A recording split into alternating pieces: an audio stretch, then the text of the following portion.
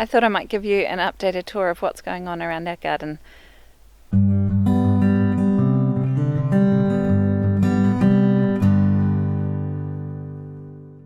G'day there, I'm Jana from Piwakawaka Valley Homestead. Today I'm going to show you around our garden. It's currently autumn here on the homestead and I've started tucking some beds in for the winter. We've still got quite a few things producing and I thought I'd show you what we have planned for next season as well.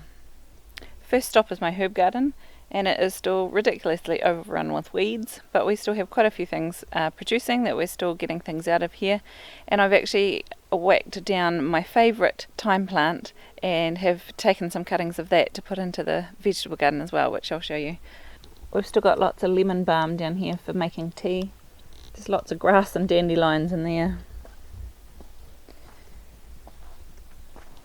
This little sage plant here has been really struggling. I think it's just too wet down there, so I've put some new ones up on the bank. Up here, which I think will do a lot better.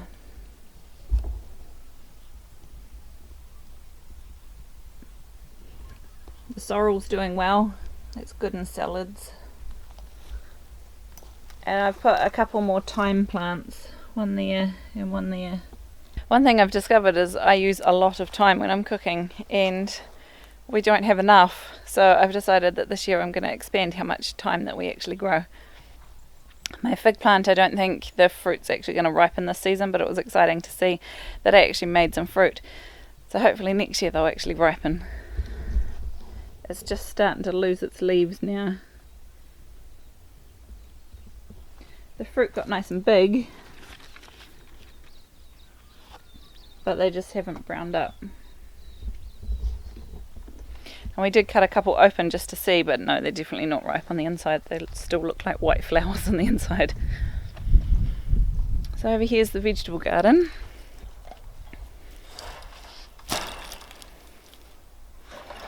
I'll show you what we've been up to. This is first up in here is my cold frame, which is a little broken on the end. I need to fix that. And here I've got a wee selection of trees. I've got some quince trees growing down here, a few natives, there's an elderberry over the back, and some of these ones are growing from seed, so I'm not actually expecting most of those to come up until next spring. I've got another couple, there's another elderberry, and another elderberry there. Those elderberry have all come from my parents' place, just growing in under the other elderberry plants. And we've got lots and lots of carrots still going strong. And the upside to here is that we don't get hard enough frost, so we can just leave them in the ground. So we've got this bed of carrots and this bed of carrots. And we're just slowly but surely working our way through them. This is a 9-star perennial broccoli that has been eaten to death by those little green caterpillars. Another one, another one. So I'll come out with my gloves on and give them a bit of a squish. Yesterday we were in the garden, we got this massive pile of compost, which I'll show you. So I've managed to put compost, fresh compost, on quite a few of the beds already. The gardens always look so much nicer with fresh compost. Moving on, these are my leeks. They were planted probably a little bit too late, as you can see there. Still quite little, but I'll note that in my diary for next year to get the leeks in a bit sooner. I've also got a daikon radish or two growing on this side. Yeah, there's one, two, and another little one over there. This garden bed here is the one that we put our garlic in recently, and I've just put an inch of compost over the top, and I've got a couple of wee cabbage plants that are just randomly growing in there that are being eaten by slugs, I think.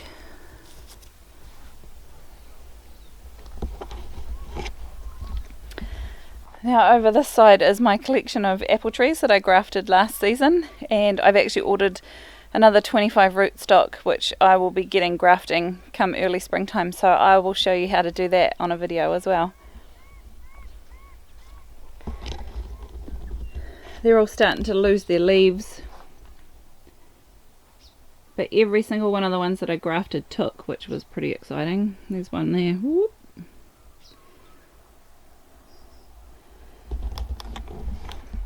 In fact, the grafts took so well, I even had one try and grow an apple, which I had to reluctantly pick off. Eager beaver. Now over here we grow nasturtium pretty much year round. Because it's so sheltered, it's tucked in next to the woodshed. You can see the wood stacked there. And it's pretty sheltered in here, so it doesn't really get hit too hard with the frost. And it just kind of self-perpetuates. The bees love it. We don't really eat it. You can eat it, but we don't really.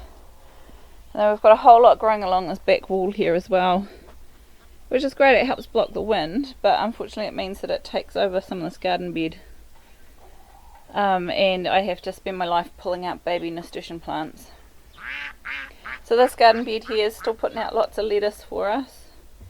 And I have plans to throw some compost on there. I just ran out of time yesterday. This side here we've got a little bit of broccoli. Would you believe this plant here yesterday had all of these leaves? Something has eaten them since yesterday afternoon. But anyway, they're doing alright. Some broccoli in there, some more lettuce. My family quite like the old lettuce. Some onions that we've been using as spring onions. They're probably getting a bit past it now. And this is a whole lot of, well, that's some chickweed. We don't need it. This is a whole lot of corn salad that's growing. Corn salad's a really good one to grow in the winter for salad, so I'm just letting it grow. Some peas that we harvested a whole lot of pea shoots off for some salad the other day.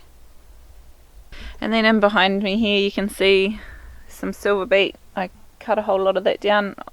We call it silver beet, it's also known as Swiss chard. Cut a whole lot, gave some to the pigs, ate some of it ourselves. And then down here we've got another run of carrots and some sweet turnips.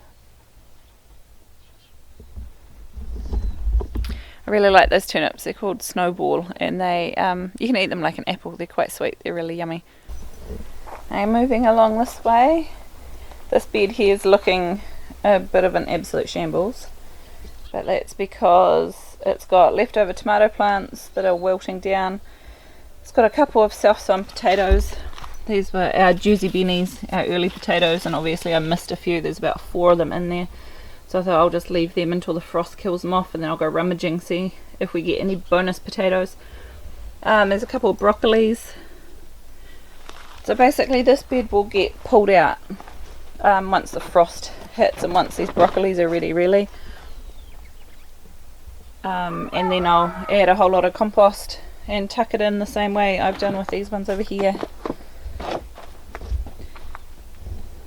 So these beds have got a bag of kelp from the sea sprinkled over the top, and then about an inch or 2 of fresh compost. And look, I've done all my pathways all with new mulch as well.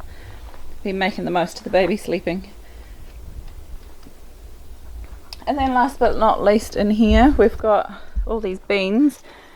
I'm actually letting these beans grow. They're well past what you'd like to boil up, but I'm letting them go because I'm trying to get some seed from them, because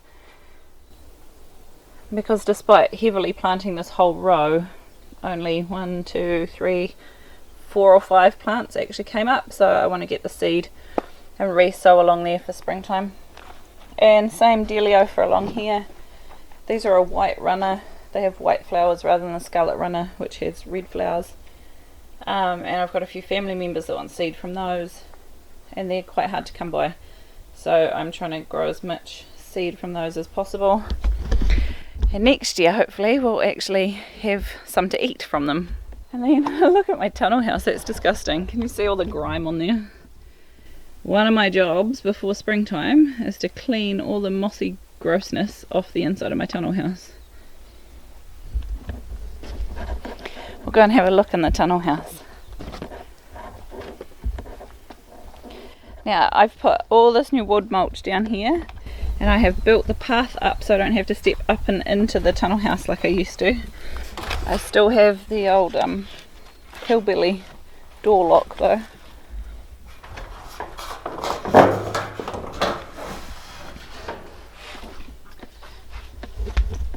So the tunnel house is looking rather empty. It sounds a little echoey now that we've pulled out most of the tomato plants.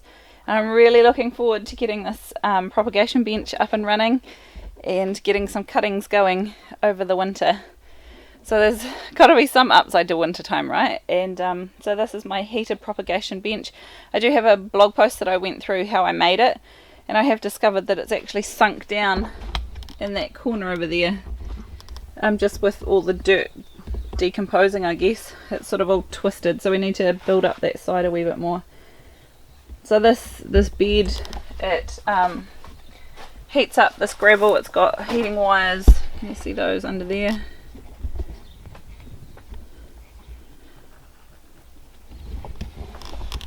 It's got all those heating wires, and then this is used, and the plastic goes up over the top as extra insulation. And then I use it for growing like tree cuttings and herb cuttings and those sorts of things. And last year was my first go with it. It worked really, really well. And it was a great place also to get my tomatoes and peppers started. Not that my peppers survived, but it's a whole nother story. But it got my tomatoes off to a really quick start. So these are 2 cherry tomato plants that are still going strong. So I'm just leaving them in here for another couple of weeks, I think, until they ripen up. And my plan in here is to pull up all this weed mat and bring in some fresh compost and put some wood mulch in the pathways. Over here is really sunk down.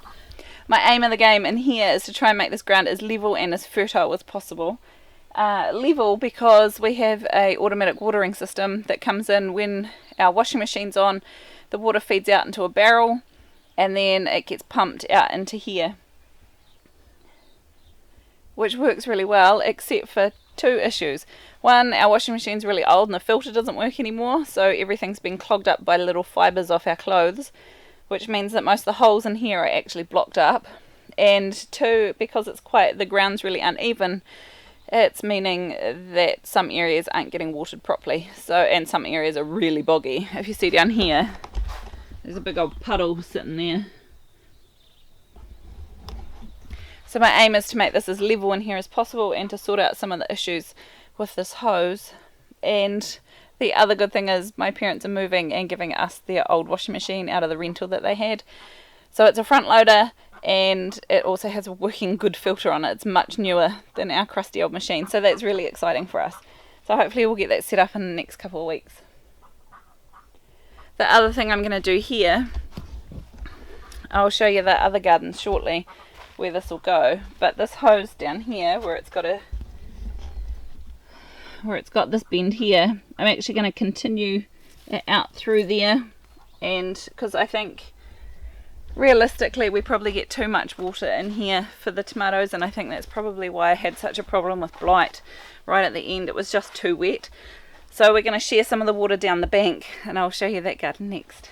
You can see here the height difference between the ground and where I want it to be. So it's a good few weekends worth of work, I think, moving wood mulch and moving compost.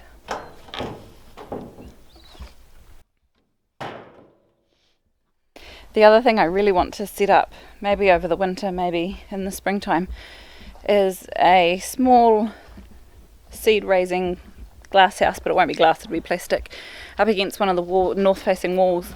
North facing, of course, here being where we get our full sun. And I want it to be able to grow our seedlings in there so that it's taking up less space in the tunnel house, so I can use it more for growing vegetables. Now here is the other side, so that's the tunnel house there. And we've got that green stuff is just some windbreak fabric to help stop, because the wind just rips up from down there, goes shh, and smacks into the tunnel house. So yeah, we've just got that windbreak fabric there to help stop it blowing away, really. So these are our new garden beds that we've put in. They're very simple. They're literally just some timber and some pegs. And we've had that grass covered to kill it off, but we took it off in the weekend because we're putting, you can see, hang on, See all this? This is where all the extra slushy stuff out of the tunnel house is currently coming, and the ducks love it and they're making an absolute mess. So I'm going to try and not slip over in the mud.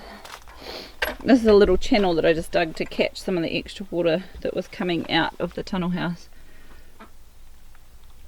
and just to direct it away a wee bit. Yeah, so we uncovered the ground so we could put this stuff that used to be in the goat house. It's a mixture of mostly wood shavings. We get pine wood shavings, and hay, and goat poo, and goat pee, obviously. So we thought we'll bring that out and put a whole lot of that down first, so that we have a base layer to put the compost on top of, which hopefully we'll get to this weekend, but we'll see. And while we're down here, this pile of scrub down there, it's something called poro poro. It was just a self-sown weed that we've cut down. And along here you can see on the bank we've got, this bank is just kind of wasted space really. So we've tried to put some fruit trees and a few things that will feed the birds. So this is a golden queen peach. And we've got another one in the middle way over off yonder, and the one at the far end is the one that actually gave us some fruit earlier, which is nice. There's a poro poro there. I don't know if you can see it. We'll go a bit closer.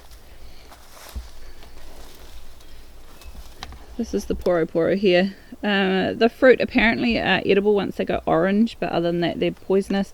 They're part of the nightshade family. You can actually graft tomatoes onto them. And they're really prolific. Like that's growing from, it was a seedling at the beginning of summer.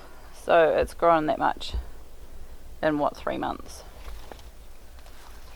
There's quite a few thistles growing in there, some flaxes, and I think there's a couple of quince trees as well. I planted a couple of quince trees, whether they've survived or not. And then we've got a Canadian serviceberry and a Chinese quince and a Ronia berry, I think is the other one.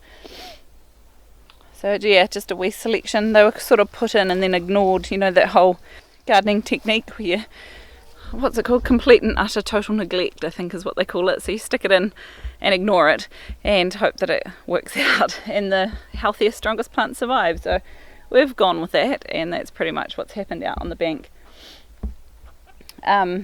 Eventually I'd like it to be sort of a food forest area as well, but for now the big point of it was to try and put in some windbreak, and then we'll be able to put some better plants in later. Get out of this big mud pile with my inside shoes on. And I will show you the massive pile of compost that I've been working my way through. It was really great. We, of course, with the lockdown that's happening here at the moment, they're all for delivery, which is fantastic for us because it means that we don't have to go all the way into town to pick stuff up. So we, here in my mouth. So we contacted the local garden supply store and just asked for some of their cheap farmyard compost. So they sent us out a massive truck full.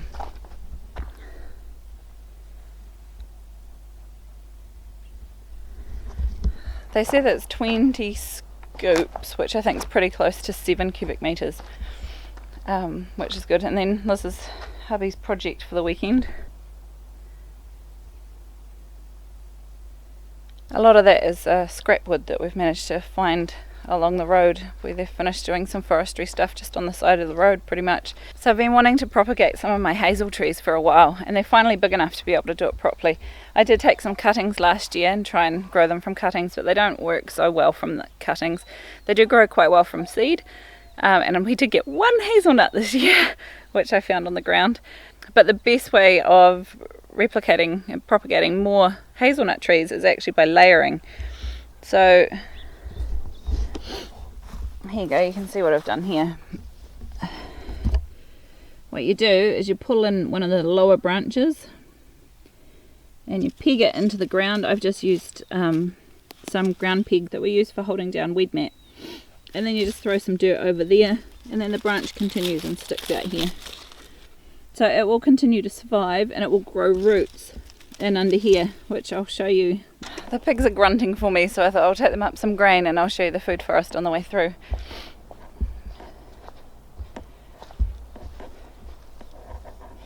Officially coonies don't need grain, but these guys think they do.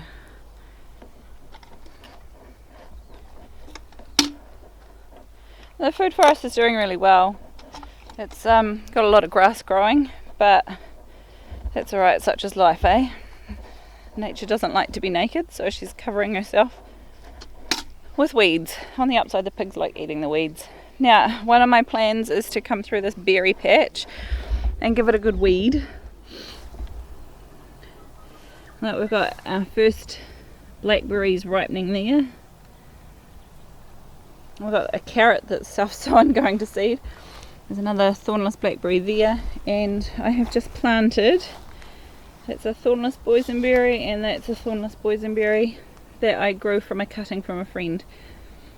So hopefully they'll cover this whole trellis, maybe next year. And along here we've got our raspberries, which are hiding in amongst the grass. They really need a bit of a thin out, get all that grass out of there. And we've also the stalk of a rhubarb. There's rhubarb plants in the edge there, which will come away again in the spring. Now, one of the things the pigs love to eat is the comfrey, and luckily we have lots of it. This is the smaller leafed one, is actually an evergreen comfrey that just kind of creeps all around the place.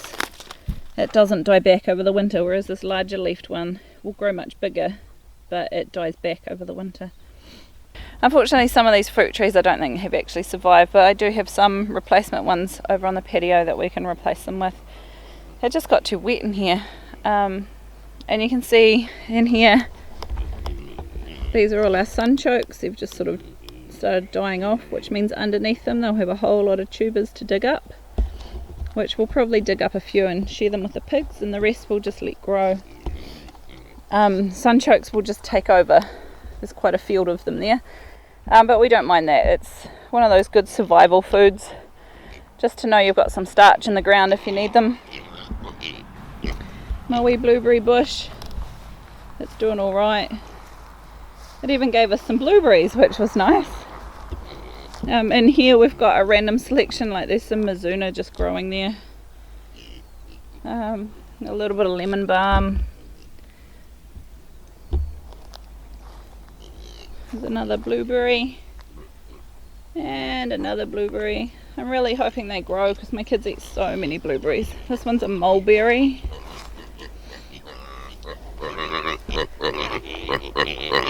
You have to feed these piggies, they're making a lot of noise.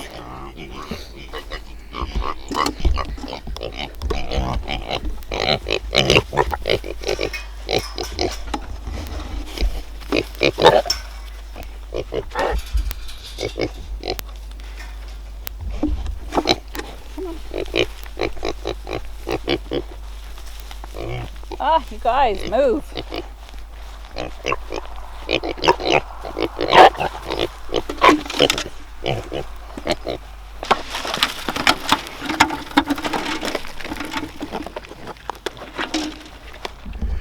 These guys are not so much with the manners.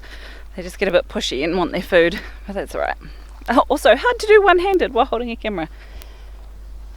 But if I put the camera down, they'd probably eat it, so you know. It's actually just starting to rain. Well, not even rain, spit a little bit, I guess.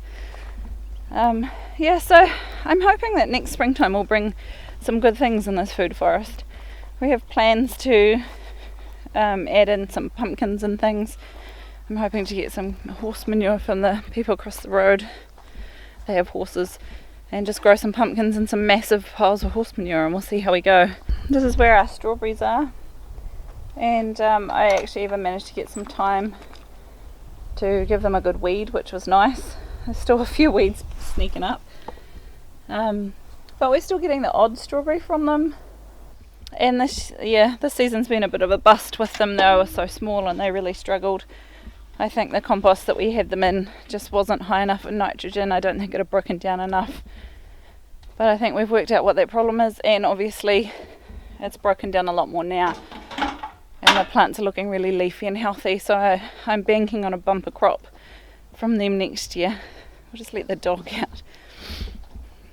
Along here we've got 3 feijoa plants and a dog. So this one here is really struggling. I don't know what its problem is. We're just keeping watering it and feeding it, and sort of does well and then it doesn't do well. We'll see. This one here, planted at the same time is doing significantly better. It even had a feed jar on it, which the dog promptly ate, which was really helpful. And this one we've had for a long time. We don't know what variety it is or whether it's a male or a female, but it's pretty well established and doing quite well just there. Got some nosy goats. I think they're hungry despite having all that to eat.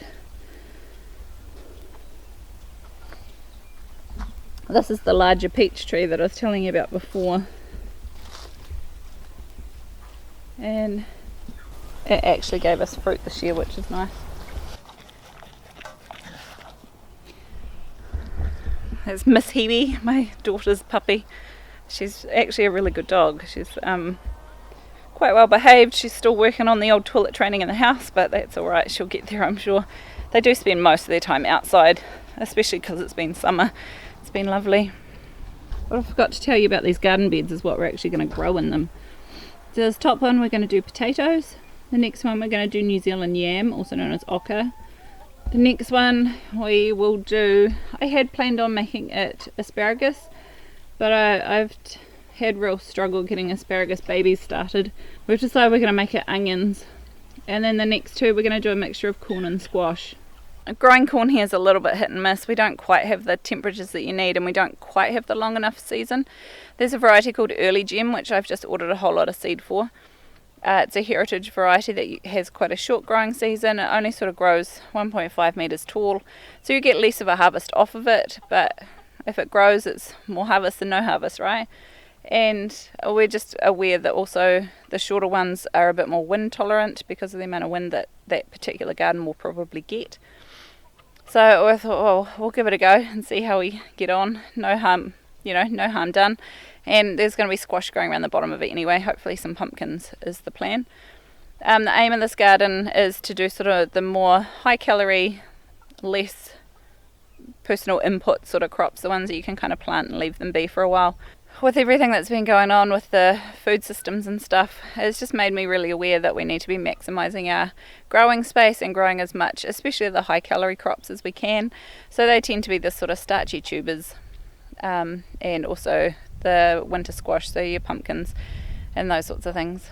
I hope you found this video helpful. If you have, hit the like button and consider subscribing to our channel. We bring you videos twice a week on growing and preserving your own food. We'll see you in the next one.